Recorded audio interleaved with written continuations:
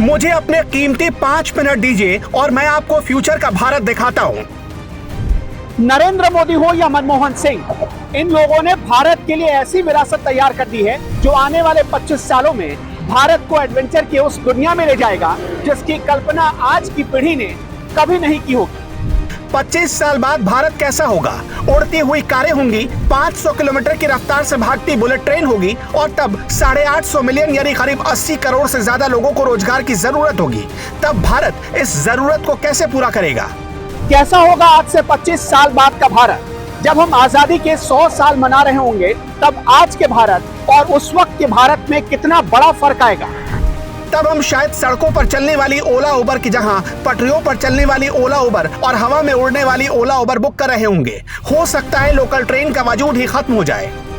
Wait, ये कोई मजाक नहीं है, लेकिन ये भी हो सकता है कि उस वक्त भारत की अर्थव्यवस्था चीन की अर्थव्यवस्था को पीछे छोड़ दे और भारत उस वक्त दुनिया की दूसरी सबसे बड़ी अर्थव्यवस्था बन जाए। और यह भी संभव है कि उस वक्त तक आज का भारत $30 ट्रिलियन इकोनॉमी वाली अर्थव्यवस्था बन जाए। हाँ, अर्थव्यवस्था पर यह अनुमान हमारा नहीं, गौतम अडानी जैसे बिजनेसमैन का भी है।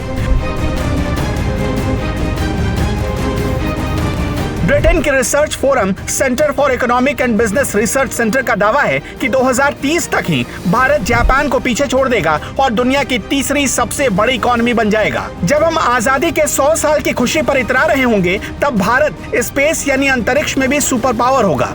तब तक हम एक नहीं बल्कि कम से कम 5 सफल चंद्रयान लॉन्च कर चुके होंगे। हो सकता है कि भारत का कोई अंतरिक्ष यात्री सफलतापूर्वक चांद पर कदम भी रख चुका होगा। भारत के हाथ में तब 8G टेक्नोलॉजी होगी और मोबाइल फोन गायब हो जाएंगे। आपकी आंखों के एक इशारे पर किसी को कॉल लगेगी और एक कॉल पर आप उसके सामने खड़े होकर बात कर सकते हैं। आप क्या सोच रहे हैं उसे भी पढ़ने वाला सिस्टम मौजूद होगा। और हाँ, ये सिर्फ हवा में नहीं कह रहे हैं हम। साल 2019 तक भारत की स्पेस इंडस्ट्री करीब $7 बिलियन के आसपास थी, यानी वर्ल्ड वाइड भारत की स्पेस इंडस्ट्री का शेयर करीब 2% था।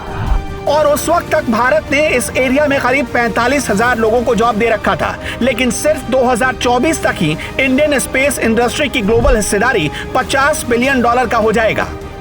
अगर इस हिसाब से देखें तो 2047 तक भारत कम से कम 20% हिस्सेदारी हासिल कर लेगा। 2047 तक भारत सेमीकंडक्टर्स का हब बन जाएगा। अभी ताइवान इसका हब है। ताइवान दुनिया के लिए सेमीकंडक्टर की सप्लाई अगर रोक दे तो पूरी दुनिया में इसकी किल्लत हो जाएगी। सेमीकंडक्टर के मामले में वो विश्व की राजधानी है। ताइवान की TSMC कंपनी दुनिया की सबसे बड़ी सेमीकंडक्टर कंपनी है जो एप्पल, माइक्रोसॉफ्ट, एनवीडिया और इंटेल जैसी कंपनियों को सेमीकंडक्टर सप्लाई करती है। पिछले साल ही भारत सरकार करीब 76,000 करोड़ रुपए की प्रोत्साहन योजना लेकर आई जिससे इस इंडस्ट्री को एक बूम मिल सके। लॉकडाउन के बाद अचानक दुनिया में सेमीकंडक्टर्स की भारी किल्लत पैदा हो गई क्योंकि चीन और ताइवान में तनातनी शुरू हो गई थी और सेमीकंडक्टर्स की किल्लत की वजह से भारत में मैन्युफैक्चरिंग का उद्योग करीब ठप पड़ने की हालत में पहुंच चुका था। 2019 तक भारत 42 देशों को रक्षा उत्पादों का निर्यात कर रहा था। दुनिया में डिफेंस प्रोडक्ट निर्यात करने की लिस्ट में वो 19वें नंबर पर था। लेकिन उम्मीद है कि 2040 तक भारत वर्ल्ड की 5 देशों में शामिल हो जाएगा। और हाँ, उड़ने वाली कार का सपना भी झूठा नहीं होगा और हो सकता है कि 2047 से पहले ही इसका सपना पूरा हो जाए। एक आंकड़ा ये भी बताता है कि साल 1950-51 में सालाना प्रति व्यक्ति आय भारत में 274 रुपए था, लेकिन 2010-11 में वो करीब 58,000 रुपए से ज्यादा पहुंच गया और 2020-21 में यही प्रति व्यक्ति आय 1.5 लाख रुपए सालाना पहुंच गया। इसका मतलब ये कि आजादी के 75 साल बाद भारत ने प्रति व्यक्ति आय के मामले में 213 गुना बढ़ोतरी हासिल कर ली। 2047 में भारत में दुनिया की सबसे ज्यादा आबादी होगी, लेकिन इस आबादी की सबसे बड़ी पावर होगी इसका यूथ। यानी भारत तब सबसे बड़ी आबादी होकर भी दुनिया में सबसे जवान मुल्क कहलाएगा और उस वक्त उसके सामने सबसे बड़ी समस्या होगी उसकी गरीबी। 1947 तक यानी जब देश आजाद हुआ तो भारत की कुल आबादी के 80% लोग यानी तब करीब 25 करोड़ लोग गरीब थे। आज यानी आजादी के 75 साल बाद गरीबी का आंकड़ा घटकर कुल आबादी के 20% तक पहुंच चुका है, लेकिन आज भी भारत में करीब 27 करोड़ लोग गरीब हैं। सोचिए 2047 तक ये आंकड़ा कितना बढ़ सकता है। भले ही 200 रुपए प्रति लीटर के आसपास की सरसों तेल, आटा 30 रुपए प्रति किलो और दाल करीब 100 रुपए प्रति किलो के हिसाब से पहुंच गया हो, लेकिन सरकार कहती है कि शहर में प्रति महीने 1000 और गांव में प्रति महीने 816 रुपए से ज्यादा कमाने वाला गरीब नहीं कहलाता। सोचिए 2047 के भारत में कैसी तस्वीर होगी। शायद तब और ज्यादा गरीब होंगे, लेकिन इसके पीछे भी एक सवाल है।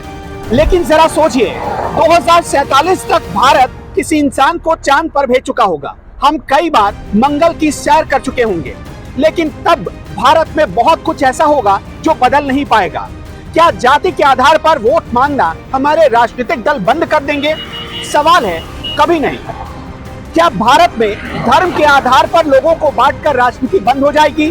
और क्या तब टीका और टोपी की राजनीतिक व्यवस्था खत्म हो जाएगी? जवाब है, कभी नहीं।